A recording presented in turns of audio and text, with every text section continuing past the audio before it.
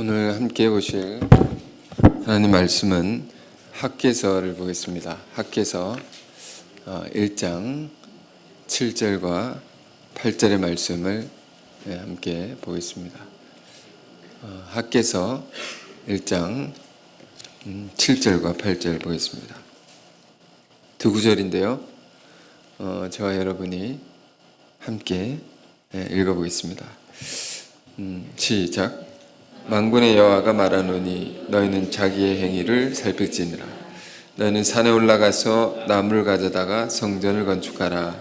그리하면 내가 그것으로 말미암아 기뻐하고 또 영광을 얻으리라.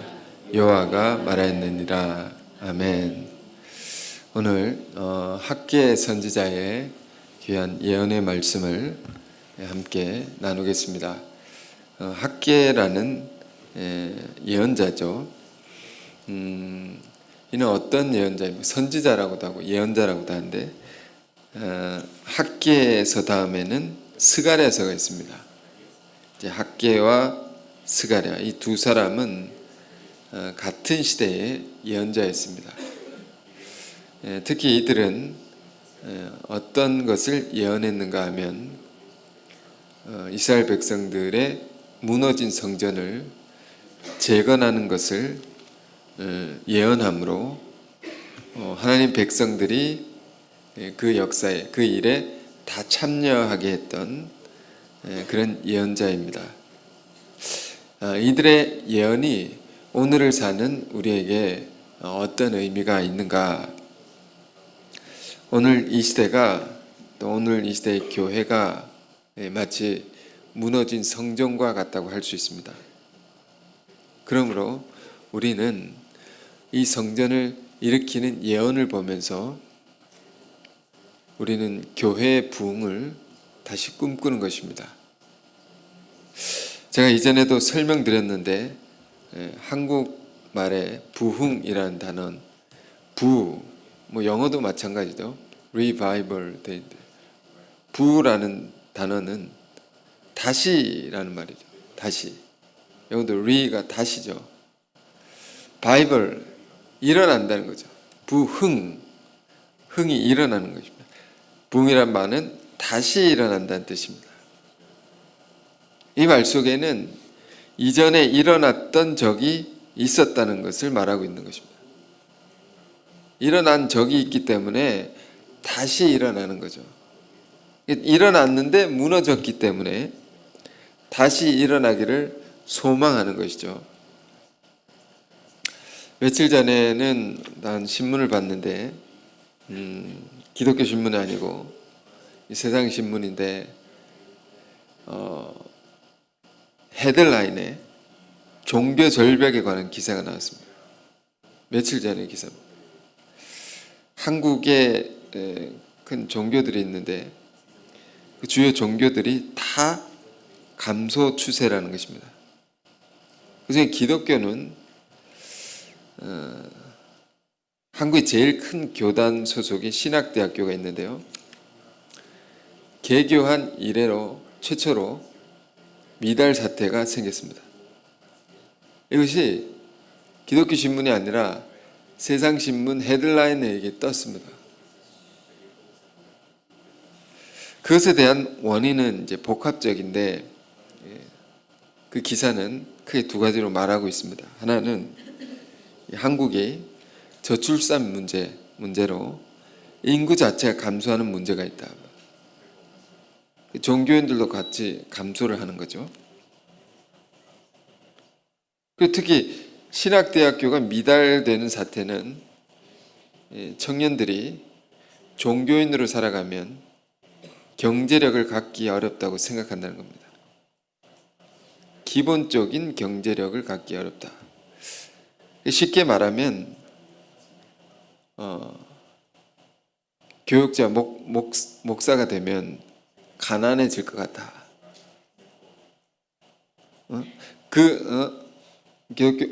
교회와 관련된 일에 종사하면 가난해질 것 같다.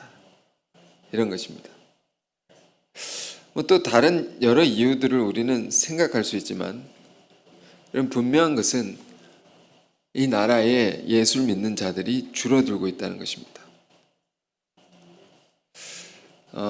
굉장히 슬픈 현실이죠.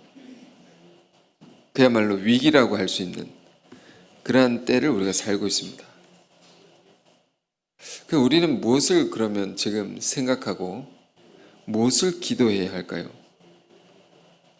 오늘 학계의 예언의 말씀 속에서 그 해답을 우리가 찾아보길 원합니다.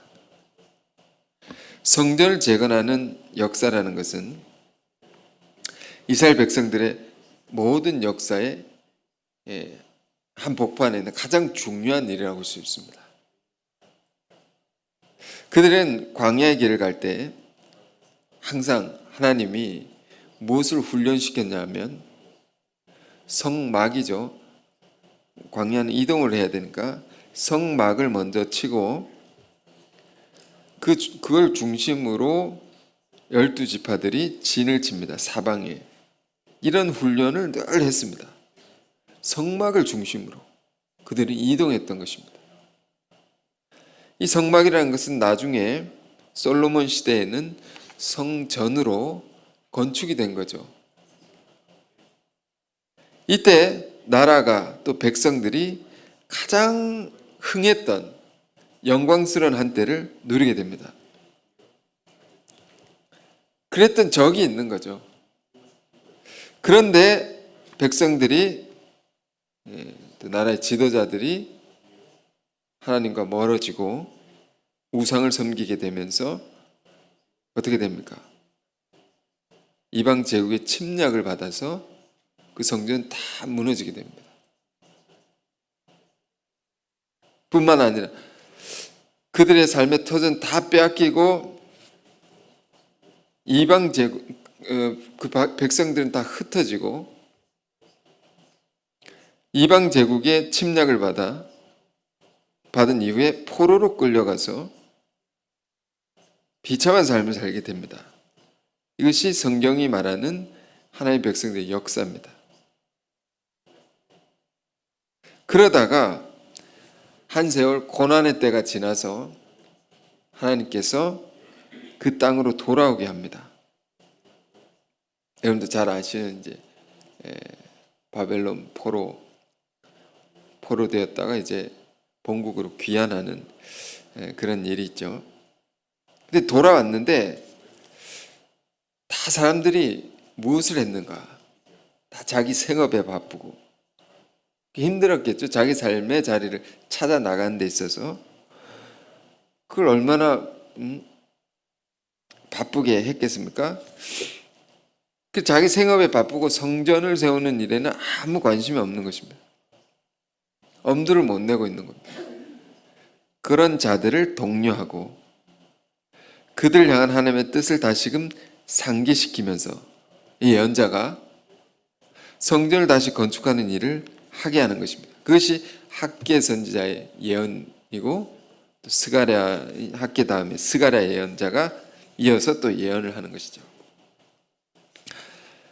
자, 성전을 건축하는 일, 여러분 제가 이런 말씀 드리니까 우리 교회 세우는가 이렇게 생각지는 마시고요. 그럴 때는 아닙니다, 아직. 근데 이것이 말하는 의미를 우리가 생각해 보자는 것입니다. 이게 왜 중요한 일인가? 이스라엘 역사는 성전을 중심으로 다 일어난 역사입니다. 오늘날의 그 팔레스타인 이스라엘의 이 전쟁도 이것과 관련이 있는 거죠. 성전과 관련이 있는 거죠. 성전을 건축하는 일이 왜 중요한 것이며 그것은 하나님을 향한 우리의 믿음을 세우는 일이기 때문입니다.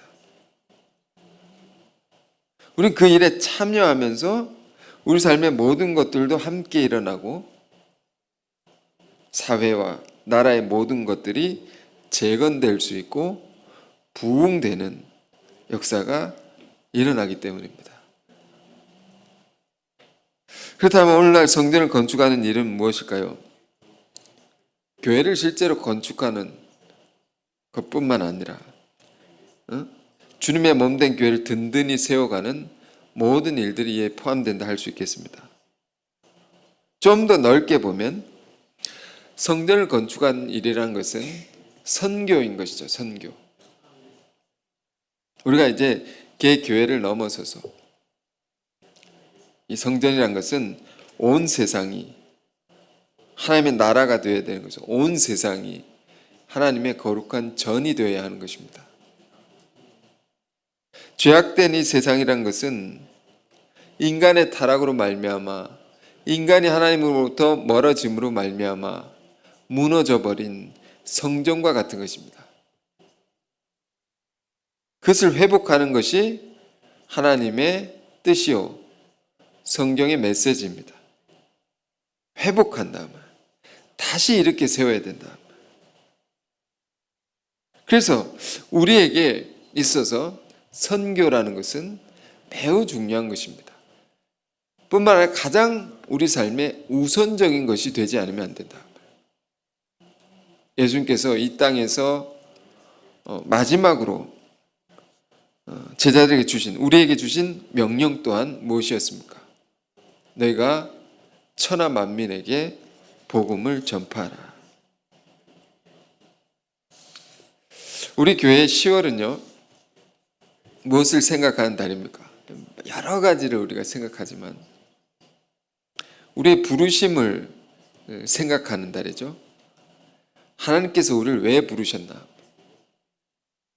왜 예수를 믿게 한 것입니까? 먼저 우리를 구원하시기 위함이죠. 죄 가운데 멸망당할 수밖에 없는 우리 인생을 예수님의 피로써 우리를 구원하신 것이죠. 그런데 우리만 구원하기를 원하시겠습니까? 온 세상을, 온 세계를 구원하기를 원하시는 것이 하나님의 뜻이다. 그 하나님의 뜻으로 우리를 부르신 것입니다. 마태복음 4장에 예수님께서 제자들을 부르실 때 이렇게 말씀하셨습니다. 나를 따르라. 나를 따라오라. 예수님 따르라는 것입니다. 그러면 내가 너희를 사람을 낚는 어부가 되게 하겠다. 그러니까 어부를 부르시면서 사람을 낚는 어부가 되게 한다. 일상적인 매일의 자기 삶을 연명하는 그런 일상적인 어부를 넘어서 하늘의 어부로 하나님 나라의 역사에 귀히 쓰임받는 천국의 어부로 제자들을 부르셨다. 그 역사를 이룰 자로 부르셨다.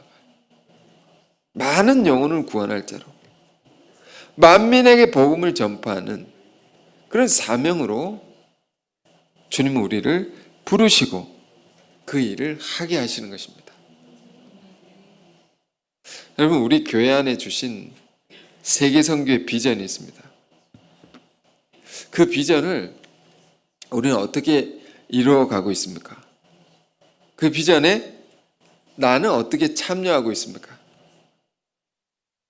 또 앞으로 나는 어떻게 참여할 것인가? 이런 것을 생각하는 달이 우리 교회의 10월이라고 할 수 있습니다. 내가 이전까지는 그렇게 살지 못했다 할지라도 세계 선교와는 나와 너무 거리가 멉니다라고 생각된다 할지라도 이 달만큼은 우리는 생각해야 됩니다. 다시금 관심을 갖고 이게 왜냐하면 이것이 하나님의 뜻이기 때문입니다. 우리를 부르신 이유이기 때문입니다. 그것을 위한 나의 삶이 될 때 하나님의 말씀은 뭐라고 말합니까? 그것을 따라 우리가 살 때 우리의 인생도 바뀌게 된다 말입니다.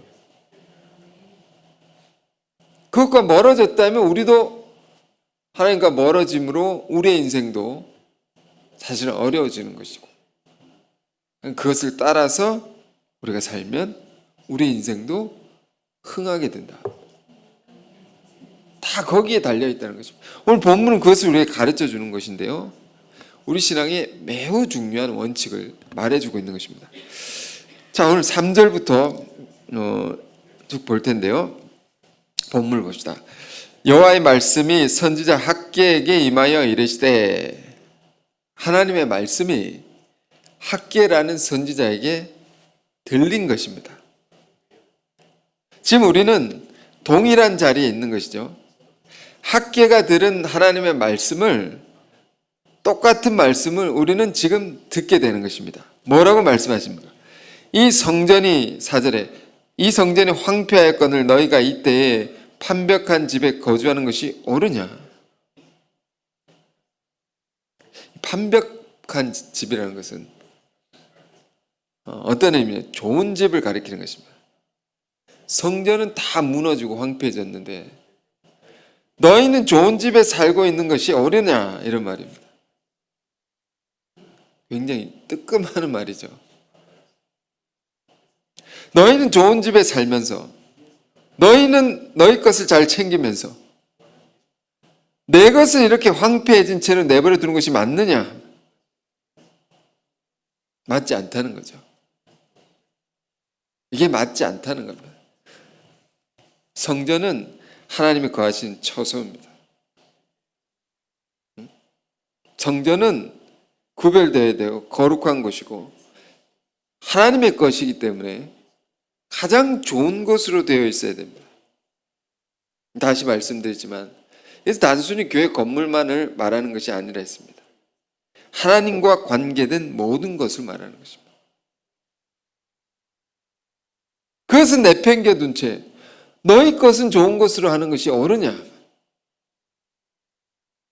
5절에 그러므로 이제 만군의 여호와가 이같이 말하노니 너희는 너희의 행위를 살필지니라.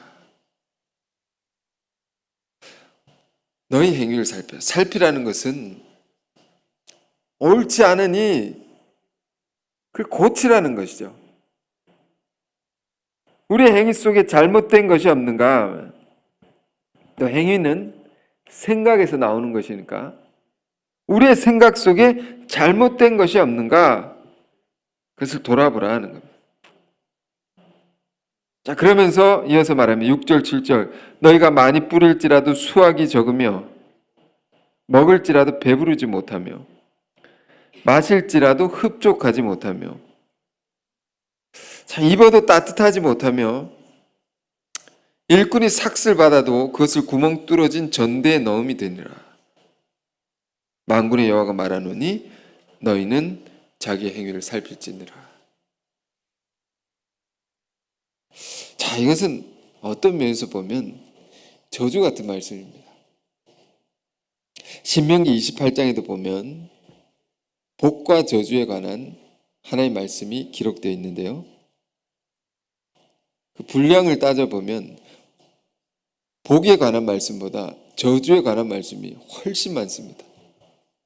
신명기 28장에 보면 네가 들어가도 저주를 받고 나가도 저주를 받고 뭘 해도 망할 것이다. 안 될 것이다. 그 이유가 뭡니까? 네가 하나님의 명령을 순종하지 아니하면 지금 그런 분위기의 예언입니다. 너희가 많이 고생을 하며 일을 해도 얻는 것이 없을 것이다. 거두는 것이 없을 것이다. 아무리 애쓰고 힘들게 일을 해도 모았어도 저축을 했어도 그것이 구멍 뚫린 주머니처럼 줄줄줄 새어나갈 것이다. 왜 그런가? 너는 너희의 행위를 살필지니라. 살펴야 된단 말이에요. 뭐가 우리가 안 되면 왜 안 되는가 살펴야 되는 것이죠. 너희가 지금 어떻게 하고 사는지 잘 보라 말입니다. 뭘 봐야 할까요? 무엇이 먼저냐 하는 것입니다. 우리의 삶에 무엇이 더 중요한 것인가? 제일 중요한 것이 뭐냐 말입니다. 이 예언 속에는 성전이 제일 중요하다. 하나님이 제일 중요하고 하나님의 것이 제일 중요하다.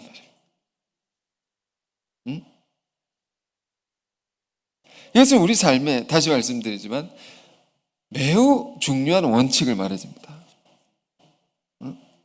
성경이 참 위대한 것은 우리가 뭔가 잘못되어 가고 있을 때 뭐가 잘못되어 가는지를 가르쳐 주는 것이죠. 뿐만 아니라 그것을 어떻게 회복해야 될지, 어떻게 살아야 될지도 가르쳐 주는 것입니다. 이 영적 지식, 진리죠, 진리. 우리 이런 말씀 통해서 그것을 얻는 것입니다. 그 지혜이기도 하고 이걸 얻는 것입니다. 오늘 우리의 교회가, 우리 교회를 말하는 거, 우리 교회가 얻은 영광, 우리에게 부어주신 하나님의 많은 축복이 있습니다. 오늘 중보 기도하신 분께서, 장로님께서 우리가 받은 은혜와 축복이 무엇인지 생각하는 한 주가 되게 해달라고 참 귀한 기도를 해주셨습니다. 근데 이것을 어떻게 얻게 된 것인가도 우리는 생각해야 됩니다. 그래서 나의 이익과 내 생업, 내 가족, 이 모든 것들보다도 하나님의 나라와 그의 의를 이루는 것을 더 중요하게 생각했던 사람들의 헌신 때문에 우리가 얻은 축복입니다. 우리가 얻은 영광입니다. 배가 고파도 여러 가지 어려움이 있어도 선교를 우선하고 영혼을 구원하는 일을 가장 최우선에 두고 살았던 믿음의 사람들로 말미암아 우리가 얻은 영광입니다.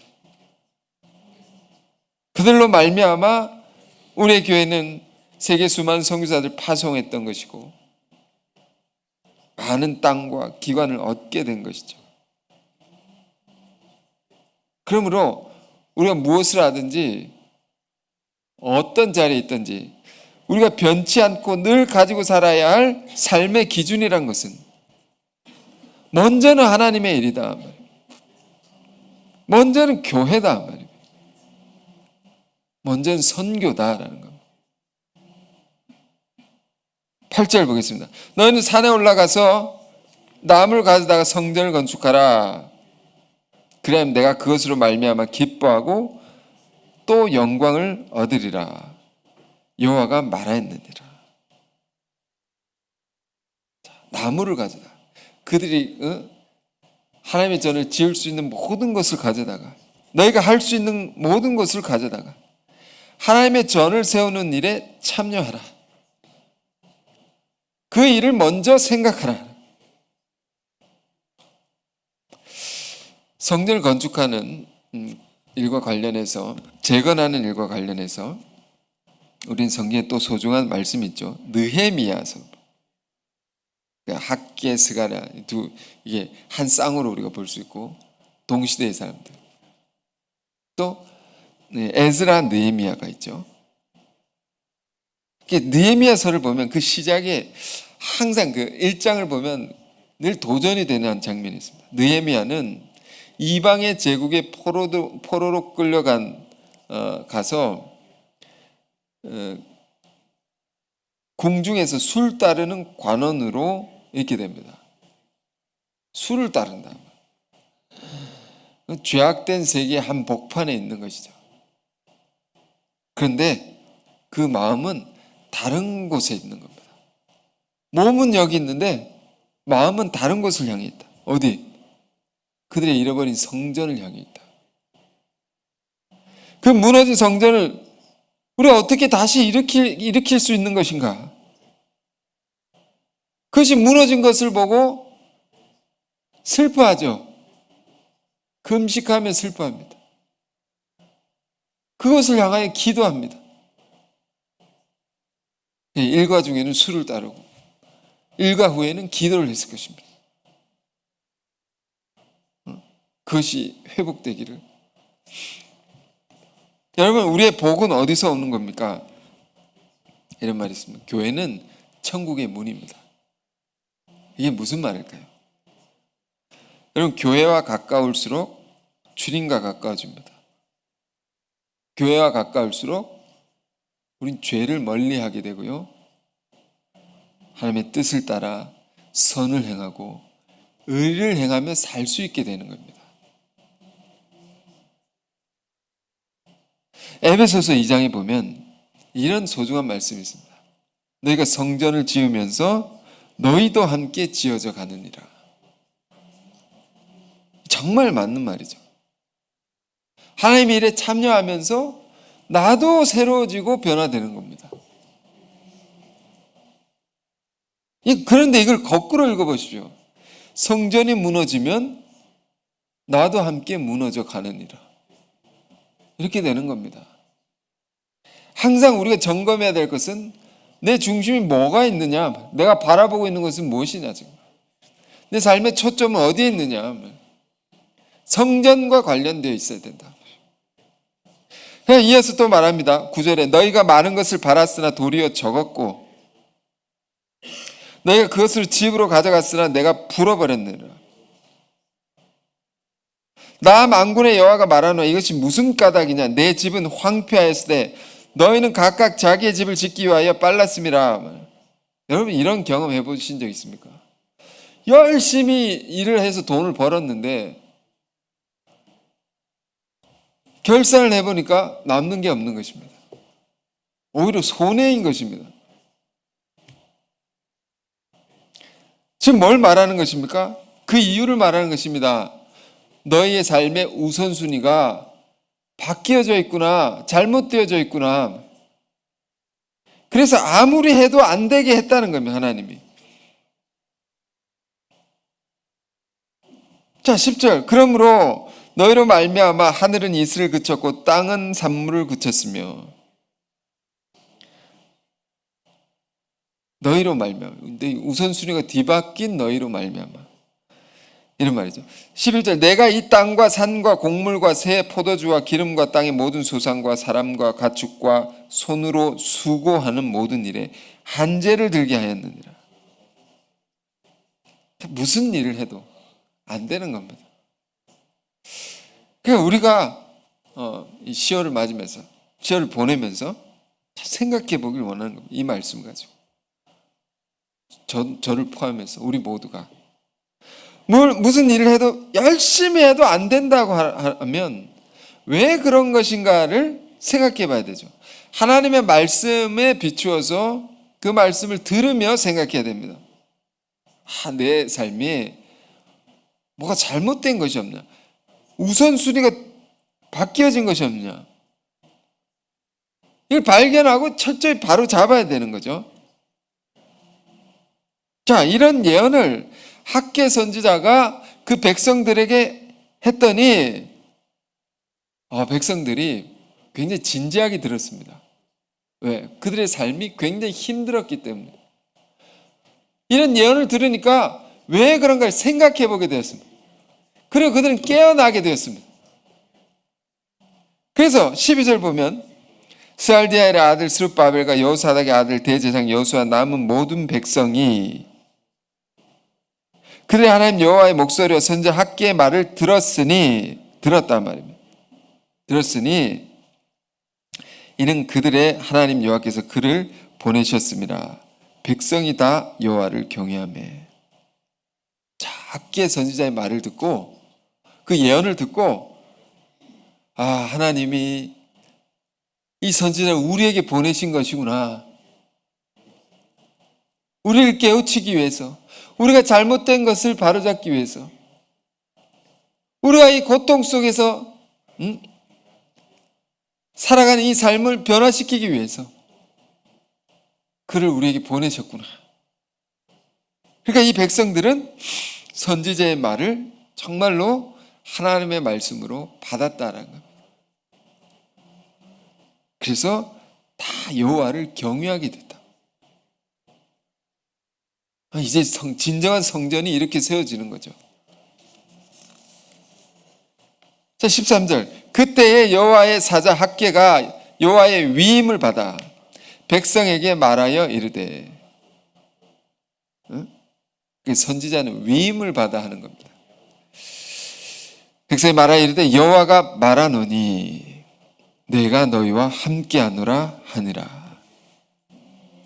자, 그때에 이제 귀를 열어서 하나님의 말씀을 듣기 시작했을 때에, 하나님을 경외하기 시작했을 때에 또 주신 음성이 내가 너희와 함께한다. 이게 무슨 말일까요? 이 백성들은 무너진 성전을 다시 이렇게 해야 되겠구나라는 것은 깨닫기 시작했습니다. 근데 어떻게 이걸 이렇게 세워야 되냐? 엄두가 나지 않는 것입니다. 백성의 삶이 넉넉했던 것이 아닙니다. 굉장히 힘들었던 것입니다. 성전을 세운다는 것은 너무 큰 일인 것입니다. 오늘 우리도 우리의 이 같은 삶의 현실 속에서 세계 선교를 한다는 것은 엄두를 낼 일이 아니에요. 엄두도 못 낼 일이죠. 큰 일이죠. 막막하다 말입니다. 그랬던 자들에게 하나님이 말씀하시는 거예요. 내가 너희와 함께한다.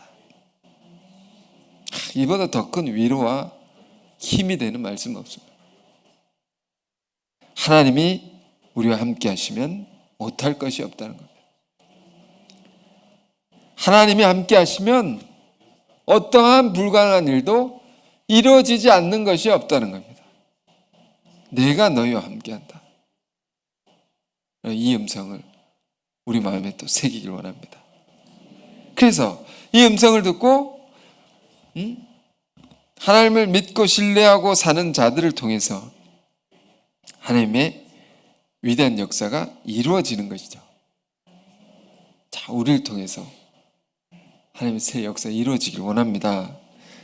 그래서 14절 여호와께서 스알디의 아들 유다 총독 스룹바벨의 마음과 총독의 마음입니다. 총독의 마음과 여호사닥의 아들 대제사장 여호수아의 마음과 이제 정치 지도자들과 종교 지도자들과 남은 모든 백성의 마음을 감동시키심에 그들이 와서 만군의 여호와 그들의 하나님의 전 공사를 하였으니 그때의 다리오 왕 제2년 여섯째 달 24일이었더라.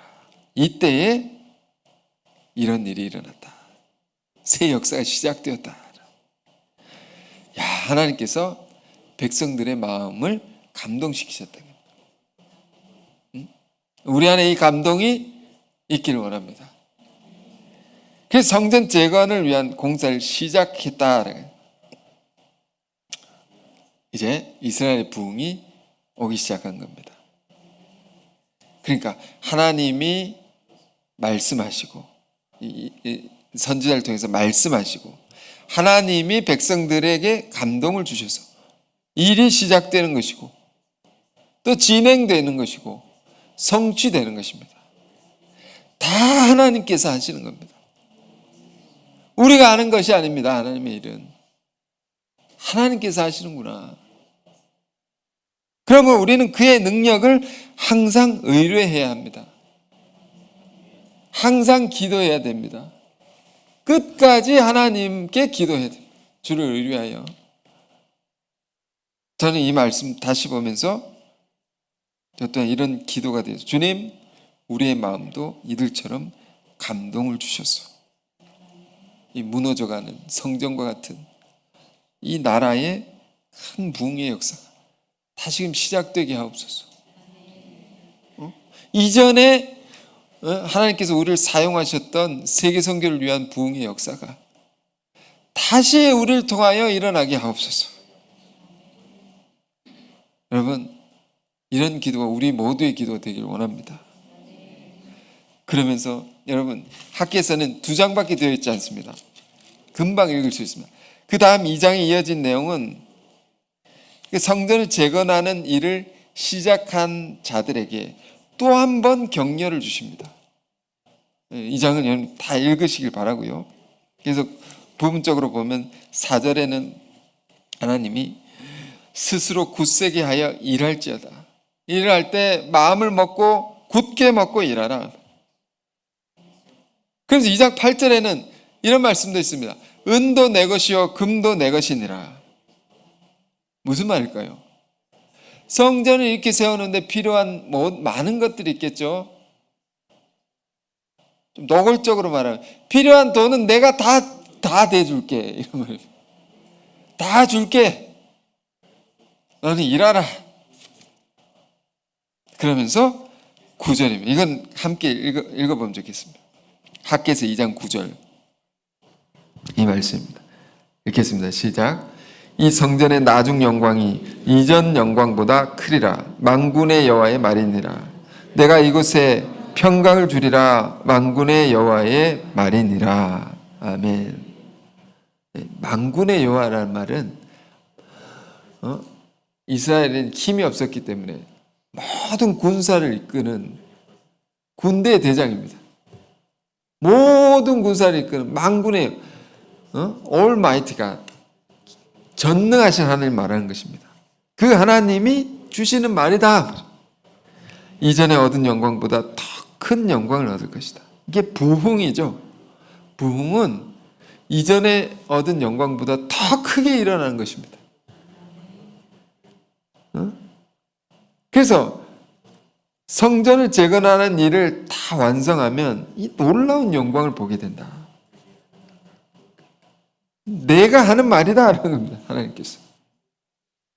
그러니까 이 성전을 건축하는 자들이요, 이 일에 참여하는 자들이요, 소망을 가지고 일하라 말입니다. 여러분, 이 학계 선지자를 통한 하나님의 이 말씀들이 오늘 이 시대를 살아가는 지금 나에게, 우리에게 주시는 음성으로 다 받기를 원합니다. 다시금 우리의 삶을 점검하고 우리의 행위를 살펴서 무엇이 우리 삶에 우선이 되어 있는가 돌아보면서 주의 성전을 다시 일으키는 부흥의 큰 역사의 주역들이 우리가 다 되기를 바랍니다. 당장 힘이 생기지 않을지라도 이 말씀 의지해서 다시 기도하기 시작하길 원합니다. 그래서 우리 교회도 일어나고 여러분의 믿음도 일어나며 우리 삶의 모든 것들이 재건되어서 세계 선교의 큰 비전을 우리가 함께 이루는 큰 영광을 볼 수 있는 우리가 다 되길 바랍니다. 기도하겠습니다. 거룩하신 주님, 무너진 성전과 같은 이 시대에 우리가 학계를 통한 하나님의 음성을 다시 듣고 마음에 감동을 얻게 하옵소서. 진실로 우리가 성전보다 내 집을, 하나님의 일보다 내 일을 더 중요하게 생각하며 살 때가 얼마나 많았습니까? 주여, 우리의 행위를 살피게 하옵소서. 뒤집혀진 삶의 우선순위를 바로잡게 하시고 우리가 함께 성전을 세워가며 우리 자신도 함께 세워져 가는 이 은혜를 우리에게 다 허락해 주옵소서. 또 무너진 성전과 같은 온 세상을 회복하고 재건하기 위하여 만민에게 복음을 전파하라는 선교의 대사명을 쫓아 우리가 다시금 일어나게 하옵소서. 새 출발할 수 있는 힘을 더하여 주옵소서. 이전보다 더 큰 영광을 주신다 하셨사오니 이 예언을 따라 우리가 다시 새로운 꿈을 꾸게 하시고 소망을 가지게 하셔서 주님과 주의 나라를 위해 더욱 힘써 살아가는 모두가 되게 하옵소서. 예수 그리스도 이름으로 기도했습니다. 아멘.